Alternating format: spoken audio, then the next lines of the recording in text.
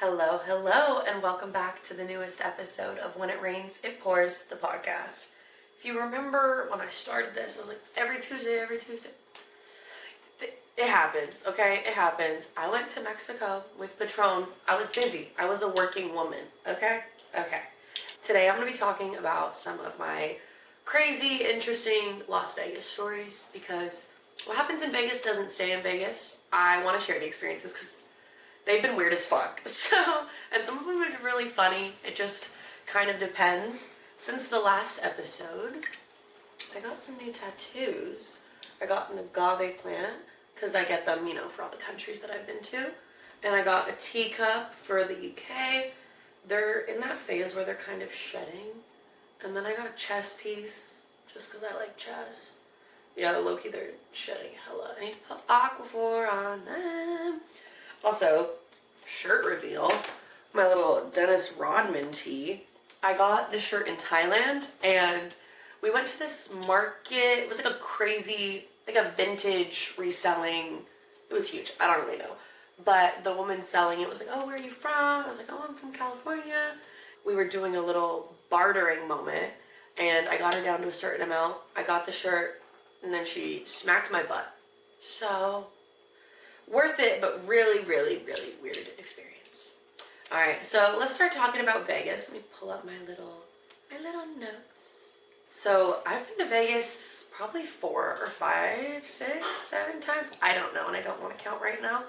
But I went a couple times when I was underage, just because Vegas is kind of fun. Like I went with my grandma, saw the Blue Man Group, we saw Cirque du Soleil, and then I turned 21, and I think I went like 4 times right after that.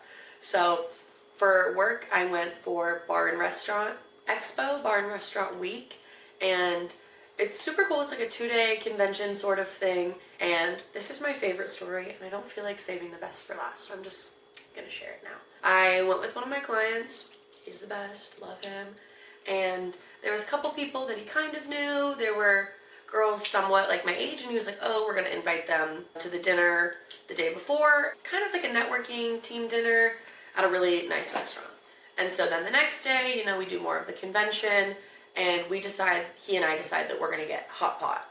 And so we invite the girls, we coordinate everything, we get there and they walk in with 2 random dudes. We're kind of like, oh, like maybe, these are people that they know from work. Who really knows? And then we realize very shortly after that they are shit-faced. So we kind of realize that they're really, really drunk. And we're like, okay, like whatever, we're getting hot pot, doing the thing. And one of the guys, he's sitting next to me, so I'm in the middle.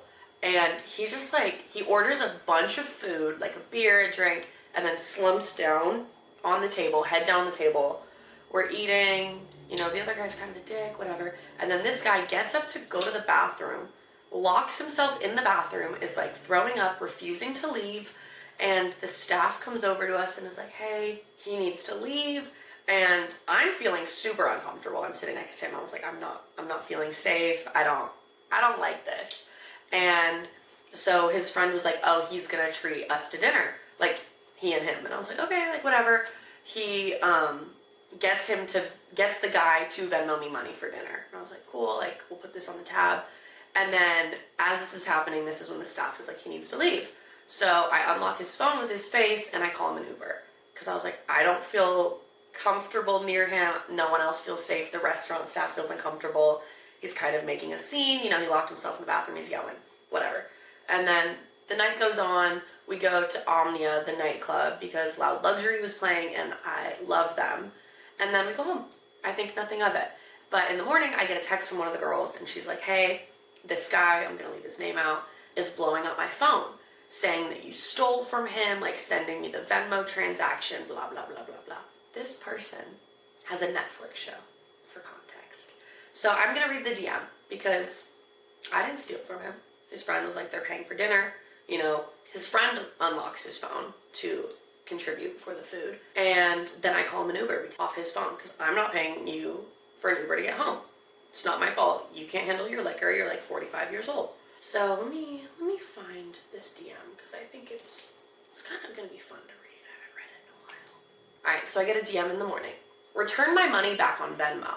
You transferred money without my consent. You have to return that money immediately or there are going to be major problems. And I said person's name, I can send you a photo of the bill. You came to dinner, ordered a bunch of food with young girls, passed out on the table, locked yourself in the bathroom, and you were asked to leave by the server.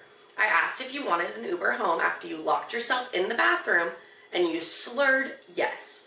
The Uber was for your own safety and ours because frankly I was so uncomfortable by how drunk you are and how close you were to me and I do not know you.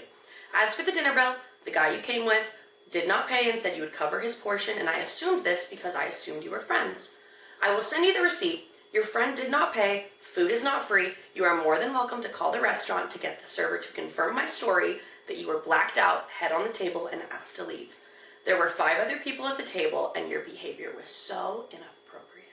So, keep in mind, the second he gets clocked with the truth and the receipts, backs the fuck down. I go on his profile. Married person with kids, probably at this expo, getting really fucked up and doing God knows what at an expo. Instantly tail between his legs. I met everyone, including that gentleman that was with us only 2 hours before when we were at the previous restaurant. There were no intentions of doing anything other than having dinner together. I was not feeling well, which is why I went to the bathroom and I had to leave. I feel as if someone put something in my drink. He was at a branded liquor party before this. I guarantee no one put anything in your drink. Before I got to the restaurant, which is why I was not my normal self. Thank you for explaining the situation, but I wasn't sure and didn't feel comfortable that someone opened my phone without me knowing. I'm glad we got this all taken care of. I really appreciate the honesty and what you did for my safety. Thank you so much for putting me in that Uber. I really appreciate you looking out for me and getting for me back to my hotel. And I said, of course, it was genuine concern for your safety and mine. I'm glad you made it back okay and are feeling better. Have a great rest of your day, and in the future, make sure you don't drink as much. And he said, for sure. So crazy, because how are you somewhat famous, married, have kids, and acting like that? So fucking embarrassing and so gross in so many ways, but I kind of love that story because don't accuse me of doing shit I didn't fucking do. Like, I make my own money. I don't need to Venmo myself for a dinner bill. And if you know, hot pot is fucking expensive, okay? So that's the first story, and that's just my favorite. So same trip for the bar and restaurant expo. I was with my client and a couple people that work at his bar. We were staying in downtown Las Vegas, and if you haven't been, it's like downtown and then the strip, and the convention center is at the end of the strip. It's cheaper to stay downtown, whatever. And so we were all getting like a drink downtown before we went to some event. And it's an outside sort of patio. And we're sitting there and there's this guy kind of lingering. But next to the restaurant bar is a walk-up ice cream counter. So I was like, oh, he probably ordered a milkshake and is waiting. I don't know.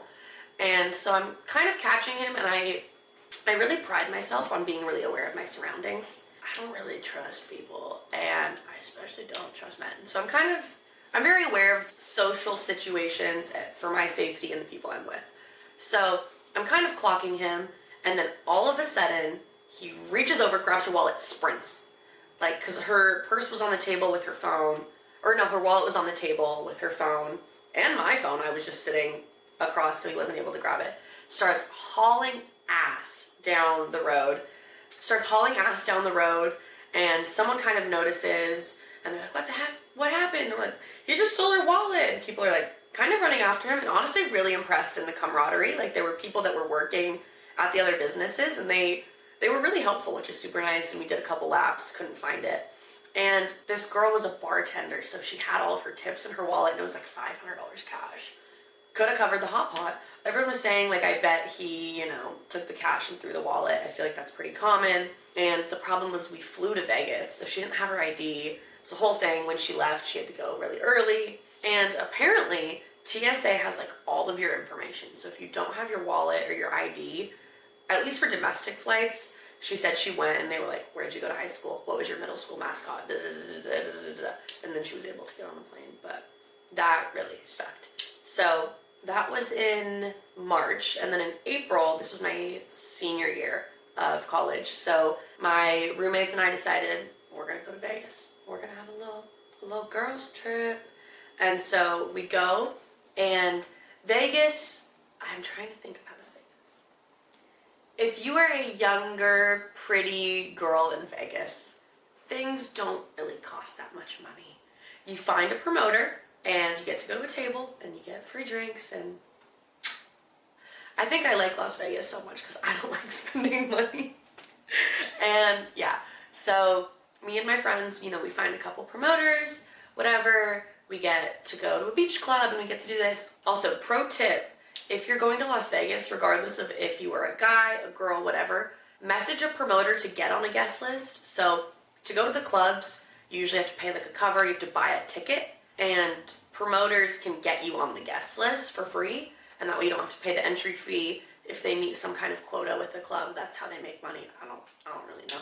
You probably aren't gonna get like free drinks and invited to a table if you're a guy, but that's a tip to save money because a lot of people don't know that and they'll just go on the website of the club and buy tickets, which is stupid. So we're in Vegas. We go to Zook, which was pretty fun. We're at like a little table. We end up going behind the DJ booth. It was a DJ, I don't know. It was like DJ Pickle. I don't know. He was dressed like Pickle. Fucking weird. But it was really fun. And then a couple days later, we go to Live, the day club. And there was John Summit. The people love John Summit. I don't get the hype. I don't think he's hot. But I like John Summit's music. Cool. I see some people I know. I'm really good at getting what I want. And I, networked my way up. I saw some girls I knew from school. DJ booth. Behind John Summit, DJ booth. And I was basically asking the security, I was like, I'm with like 5 of my girls, can they come up, please? And then they all got to come up. I know that's right, because I ride for my girls, okay? I ride for my girls. If we're all going together. I mean this in the nicest way. No, I don't. I was really caught off guard by being behind John Summit because his proportions, crazy. Upper body, jacked. Does not look like he hits legs, which, respect, did really catch me off guard. So, do that information what you will. But that was super fun, and I'm loving all the TikToks right now that are like, God forbid a woman likes networking. Like, I'm always behind the DJ booth. God forbid, like, so funny. So funny.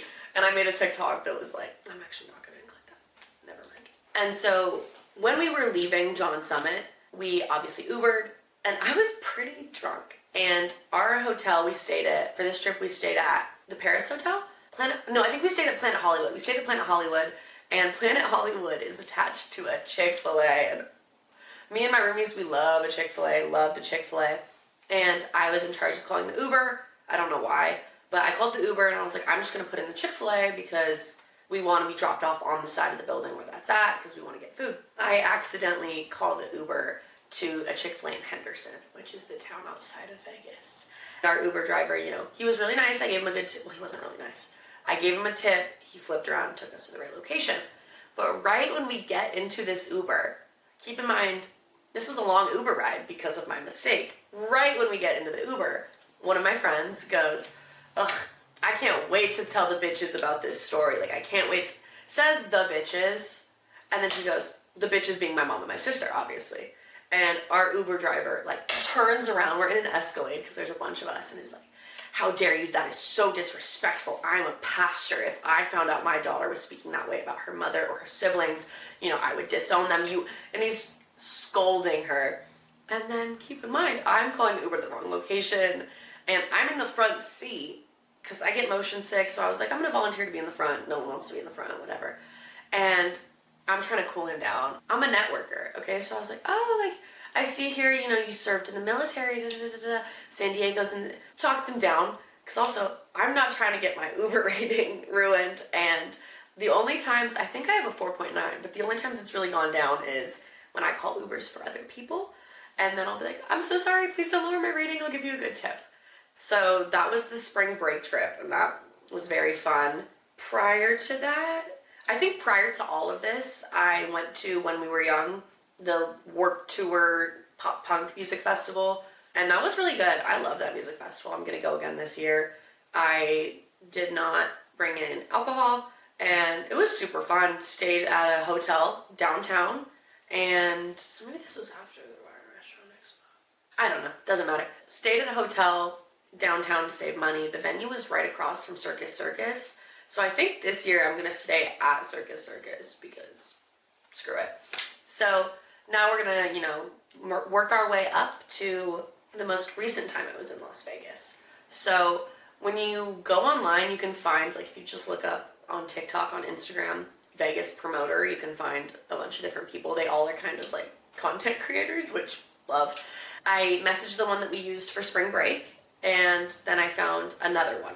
So the first promoter, that's Pookie right there, okay? If you are in Vegas, Dante, that is who you want to use. Let me pull up his Instagram handle. Took really good care of us, got us free drinks. We were behind the booth. It was a really fun time. His handle is Dante Valle, Valle, and then LV, like Las Vegas. 10 out of 10, super fun. And then the next night, sometimes they work, like promoters will represent different nights for different clubs. So the next night where we wanted to go, he wasn't doing something for, and so we used the promoter that we used for spring break. Promoter got fucking creepy, okay? Sometimes they can be slimy, so as a woman, be careful. Always cover your drink, always do, take all the precautions, and started acting really weird, was like trying to touch me and making really uncomfortable comments about my fucking fat ass. And I obviously not having any of that, so I was like, we're gonna leave. And Dom Dalla had just come out, and I love Dom Dalla, but need to protect my peace and my safety, obviously. So I leave. He's like messaging my phone, lock him, and I swear to God, that night I was getting like sleep paralysis. I was sleeping, and then I was like, I'm still at the nightclub. Like I don't know, got sleep paralysis. Fucking terrifying. Hated that. So if you're gonna use a promoter, kind of vet them. Check in their Instagram comments, see if there's girls that are, being like, thank you so much for a great experience. Kind of vet them for your own safety. Yeah, but all of that being said, I'm going to Las Vegas again in October. Can't wait. Going for when we were young. Probably going to stay at Circus Circus. I stayed there when I went the last time in the offshoot part. It's not super nice, but you don't really need a nice hotel in Las Vegas. You're going there to get ready and to sleep and to be hungover in the morning. And that's about it. I'm going to end on a cute little fun, wholesome story. Last time I was there, my friend Carly and I, we decided we are going to go to the Wynn Buffet. The woman who does my hair, Alexis the Stylist 888 on Instagram, if you're in San Diego. But she told me that she booked a trip for her and her boyfriend to go to the Wynn Buffet. They booked a Southwest cheap flight to Vegas, went to the buffet, and they came back. So I was like, oh yeah, I gotta do the buffet. It's $75, and it's like a 2-hour limit kind of thing. Best use of my money I've ever spent, and I want to do it again. It's huge. There's a seafood boil, crab legs, it was so good. And then there was sushi and tacos and so much food, so much dessert. I felt so lethargic, but I can really big back. If I really want to, I can eat. And we ate, and it was so worth our money. And highly recommend, if you haven't done that, even if you're not staying at the Wynn, you don't have to stay there. Just go to the buffet. Chef's kiss. So on that note, I'm gonna end the episode. Relatively short episode. I specifically wanted to share that first story because what the fuck? But I love Las Vegas. I'll be back soon. Las Vegas loves me. And when it rains, it pours. Make sure you are subscribed, that you're liking all the content, and listening wherever you listen to podcasts. Bye!